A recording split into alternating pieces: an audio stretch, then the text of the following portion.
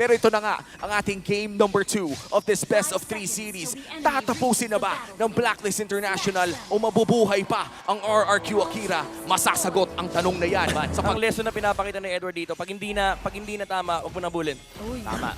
Uy. Alam mo naman, marami naghihiwalay lately, pero hindi na natin pag-uusapan yan. Tumama ang Star Shatter. Nadistak ako sa sarili kong joke. Brigida, kunin mo na. Oh, napakasakit nga naman ng Star Shatter na yun. Kaso na-heal Heal nga talaga. ulit agad. Dahil paulit-ulit naman natin Edward, top binabanggit lane. yung sustain. At nagbabalik lang naman doon sa top lane yung nagtatrabaho. Yan ang split na maganda. Split push para manalo ang Pilipinas. O, di ba?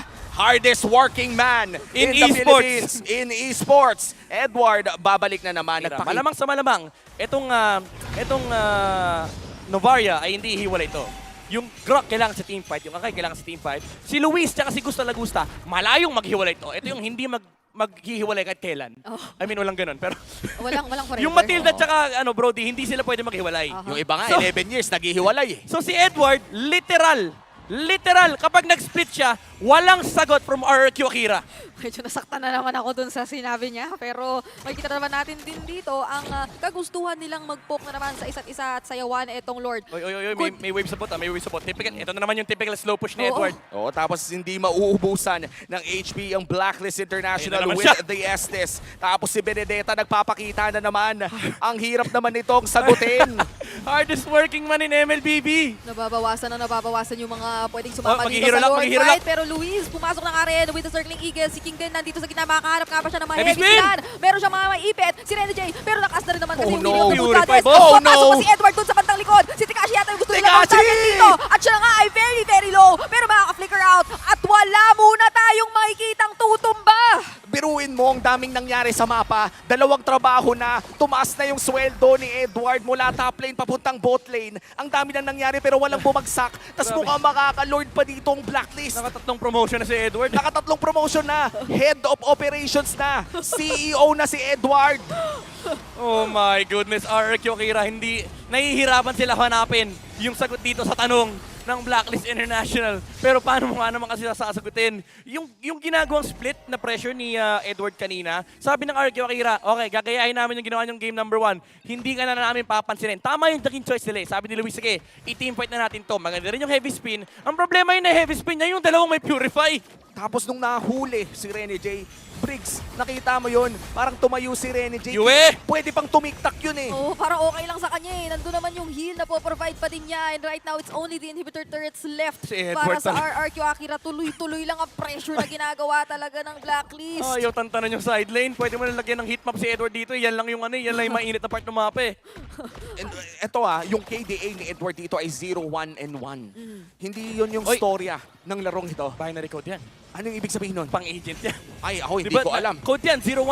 Oh, Wala ako alam sa mga code. Ang alam ko lang ay may bumagsak na at pumasok pa si Agent Edward. Zero. World ginamit na rin dito, so is the Circling Eagle. Pero todo depensa naman ng RRQ Akira. Ayaw rin nila bitawan yung mga resources na meron pa sila. Oh my Pero goodness. hindi nila may iwasang pakawalan ang mga inhibitor turrets na iniisa-isa na ng Blacklist International. Napatumba na doon yung Lord, pero napakaganda nung nakuha nila with that Lord. Sa dami ng itrinabaho ni Edward sa side lanes, naipundar na rin ang bahay. 2 inhibitor turret ang nawala.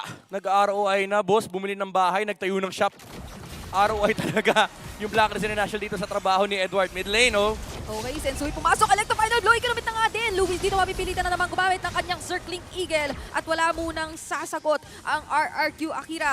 Parang ginawa lang nila lahat ng yun just to take the last inhibitor turret. Ang hirap nito, boss. May dalang fountain yung Blacklist. Kaya nga, Dala nila yung base nila eh. kahit saan pumunta ay may healing na padala. Oh my Rene goodness. J, the healer, The Healman. 6K gold lead para sa Blacklist International at 5 kills lang po ang ating napapanood so far in a 17-minute game. Patong-patong pa, meron siyang dito, favor, tas may Flask of the Oasis. Lahat na ng heal, lahat na ng buhay. Lahat na, pati shields. Nandito, dala-dala ni Rene J. Nasa kanya na talaga lahat. Ano na lang ang wala? Hindi ko nga alam eh. Tinatanong ko, ikaw tinanong kita ngayon, binalik ko pa sa'yo, wala ka nang nasagot. At Wala ngayon, na kasi. wala na rin yung mga Torre. Wala ni, ubos ni. Hindi ko Inubos na- ng Black, inubos ni Edward eh. Hindi ko na nga alam kung anong sasabihin ko kasi walang kills, walang Torre, wala pang objectives, tapos nakuha na rin lahat ng mga neutral. Tignan mo, walang laman yung mapa, oh. Representative yan. 5 kills, M5. Yun lang ang mahalaga. Grabe, ito yung, kung mala-anime ito yung dead count. Oh, Luis, pero ito na, Luis. finally may laban na. Lue, medyo naging low doon pero nahi-heal din naman agad. Ngayon sila naman ang gustong makapag-poke. So RRQ Akira, medyo nagkakitaan sila with Blacklist International prior to this Lord. At aware ang Blacklist International sa kung nasaan sila. Boss. So Edward, uulitin lang naman din yata niya yung mga ginagawa niya. Yung Grok na bad trip na. Sabi niya, sige, babantayan ko na tong lane na to. Pero, look at this, yung mobility. Kailangan mag-catch up ni Grok versus the Verdeta. And then, nakita na naman sila. Sabi ni Edward, teka lang, may wave dito eh. Nakaamoy ako ng minion wave na labas eh. Sabi ng Grok, teka lang, may minion wave kami. For sure, matutulak to eh. Pero may poke na, kay Yue ah. Oh, kamuntikan May black yata shoes siya. pa, may black shoes pa, pero i-heal na siya ng Renegade. Okay, na kailangan na niyang makatanggap ng healing galing ngayon. Slow push na naman yung bottom lane. Sensui though, mukhang mapapag-isa. Gagamitin yung heavy Oh, spin. no! Iipitin siya dito. Mapapatumba ng Oh, aka no! na gusta. Umabot yung heal pero hindi pa rin siya mabubuhay. At ngayon naman ang Black Oh, Panther charge! lang naghahanap ng gulo. Pero si Tekashi, ginulat tayo. Winal charge yung mga natitirang miyembro. At ngayon naman si Edward yata ang gustong makahanap ng babawian. Pero si Luis dito may circling eagle. At hindi na muna yata itutuloy ito ng Blacklist International. Paunti-unting Base. sipa-sipa Kailangan muna. mag-defend. Sina Ohib. The turnaround is real mula sa RRQ Akira. Isa ang nawala at jungler pa. Pwedeng masecure ng RRQ Akira ang Evolve Lord at napakalaking tulong ito para sa kanilang kupunan na i-turn around ang buong laban, ang buong game number 2. Pero nagko-contest pa rin ang Blacklist. Nandiyan pa rin si Yue, si Renegade The naghihil pokes! pa rin. The At si pokes! King, kalahati na ang buhay. Si Luis kinailangan lumipad. Wala, hindi Edward! dito. Napakasakit. Si Edward dito. Oh, buying the immortality. Mabubuhay pa rin naman at mababawasan lang ng kaunti. Hinuhold ni Edward yung ano niya, Electro Final Blow, Petrify niya. Yue! Luis! Yue dito mauhuli. Tekashi na naman ang mga kapagpatumba. Ngayon na Oheb, nila oheb. wala yata yung holy healing at ngayon si King makakaipit ng isa. Oh! Hindi yata tumama doon yung Star Shatter pero si Oheb mabubuhay pa Oh! yata. Immortality Sensui! pop. And right now, they're trying to take him down. Kaso Oh, medyo yung Oheb! sustain. Nagpabalik na naman. Nakakuha sila ng bawi at kamuntikan pa. Si Piso! King. Piso pa ang natira kay King. Pero yun yung mapapa-what if ka. Sagen, may gusto kong tanungin. Makakatulog ka ba mamaya kung matalo kayo dito ng game 2 na hindi tumama yung Star Shatter mo? And mabilis maglo-lord ng Blacklist International. Ito na yung turn, wala yung Akai. Okay, gusto na naman nilang kuhain at secure ito this time. They Edward, know the Edward! advantages na meron. Si Seigen ang hinahanap pero nasundo. Kamunti ka na sana yon. And back to the Lord. Blacklist International, isi-secure na nila ito.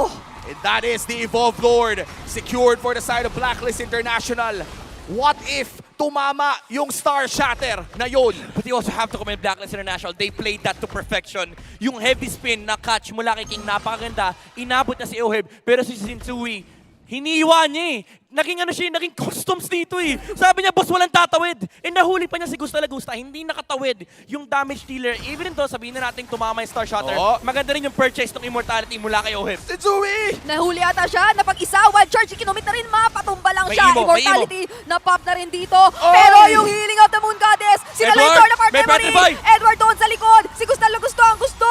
At kayo naman, sa bandang ibaba, si King naman, napakalagkit, hindi makagalaw basta-basta. Edward! Pero, napakasakit. Immortality rin mapapapara dito kay Edward. Napakagulo na namang nakikita natin dito sa gitna, pero yung Lord ay up Sensui, pa. Sensui? Yung Oh, dami si no! Tekashi, hindi na rin pala biro. Ngayon si King nabuhay pa. Oh! Naka-double kill pa si Gusta Lagusta. Crucial defense Star Shatter! mula sa RRQ Akira. Blessing of the Moon, Oh! Goddess RRQ. The heal! Mukhang nagkamali ng tapak, boy! Luis, nasobrahan ka doon. Akala nila mapapatay na nila yung Bruno, pero yung Blessing the Moon Goddess, saktong-sakto mula sa The Healman from Renegade. But Blacklist International, gusto ko lang i-highlight, na-dodge ni Gusta Lagusta. Hindi tumama yung Petrify Electro Final combo ni Edward, kaya nabuhay yung Brody doon, and he was able to take 2 kills for RRQ Akira and si Sensui. May lagkit na nga siyang naipapakita sa atin. Actually, kanina yung team fight na witness natin nung nakuha nila si Sensui, wala si Sensui, pero hirap na hirap pa rin gumalaw yung RRQ Yeah. Akira. So long as wala sila yung skills nila, just the heavy Oh, spin. tingnan mo, yung damage dealt ni Seigen, napakataas talaga. Siya ang pinakamataas na damage dealt ngayon. Tatama ang Astral Echo sa isa. Right. Kay Sensui lamang, pero sa gitna, Edward! Edward! Medyo naging low na. Napalitang gamitin yung Electro Final Blow. Torn apart memory. dinodge. Hindi rin naman siya nasalo. And the Star Oh! Shatter Another one. will not connect once more. Pero ngayon ang RRQ Akira yata ang medyo mas nakakapag-zone. Grabe, alam mo, malakas si Seigen sa larong to. Ang taas ng damage niya, pero ang Yeah. daming what if. Oo. Alam mo, si Seigen dito nakikipag 1v1 poke na versus Yue. Alam niya na medyo advantageous na to for the Novaria. Even though yung mga lumalapit na heroes kay Yue, no, medyo pinapasma kasi yung lamig at sunog, yung Ice Queen 1, Oo. tsaka yung glowing 1. Pero again, may konting advantage na ang RRQ Akira kasi hindi naman hinihil ni Renegade si Yue dito. Although may threat, no, yung pagtayo ni Novaria sa may bandang unahan kasi syempre pwede siyang huliin ng Blacklist International. Pero tama din yung choice niya na makipag 1v1 dito kay Yue kasi for the longest time, yung mga frontliners ng RRQ Akira nahihirapan kapag nadidikitan sila ni Yue. But this time around, meron ka ng Star Shatter na pwedeng i-poke kay Lilia, meron pang Vision and of course yung range factor din na advantageous talaga for the Novaria. At hold na nga dito ni Tekashi and Lord, no? Saktuhan lang sa Grak. Kahit na buff na yung ganyang klaseng Lord na atake, ay talagang tinatangke pa rin niya. RRQ papasok pero U-turn din palayo. Aray. Ayun. Ayun. Ang sakit na nga talaga ni Seigen dito. Oh. Kinailangan ni Hilagad ni Renegade. Half HP on this Lord pero pampapatagalin. Oh, kita nila walang Novaria. Pati pala, kaya pala, napaka nagme-make sense lalo Oh, ngayon ng reset. Twilight Armor natin. Pero Tekashi ngayon ang medyo napopoke. Igugo na nga rin ba ng RRQ Akira dahil dikit-dikit ang Ouch! Blacklist International. At yung nag-iisang nahiwalay, sinalo yung Star Shatter. Medyo masakit, hindi Luis, biro. Kinakailangan Guiding niya Wind! ng maprotektahan.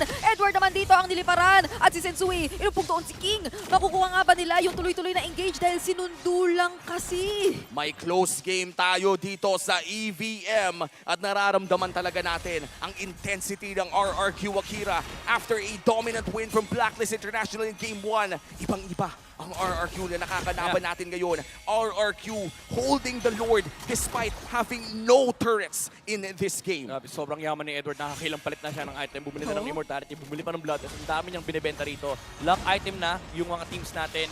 We've crossed the 60k mark for both sides. So talagang ang daming items na pwedeng lumabas dito. Yung mga buy and sell ng Immortality, Winter Truncheon, it really has to come down to those micro decisions and yung micro ability ng ating mga players. But this Lord is really crucial. Kakakita lang nila sa Brody. Wow! Ayan na, ito na naman si Yue.